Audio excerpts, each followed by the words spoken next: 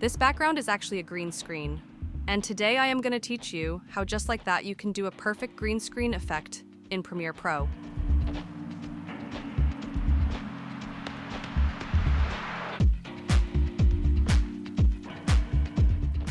Let's get started. Open Premiere Pro. First, drag your background clip and then drag your green screen clip on your timeline. Go to your effect panel, search Ultra Key. This is the easiest one to use in Premiere Pro. Drag Ultra Key effect to your green screen clip.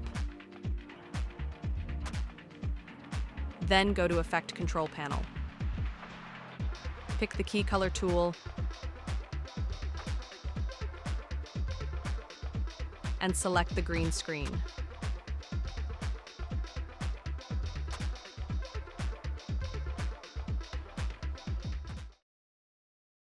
Like subscribe and press bell icon for more videos.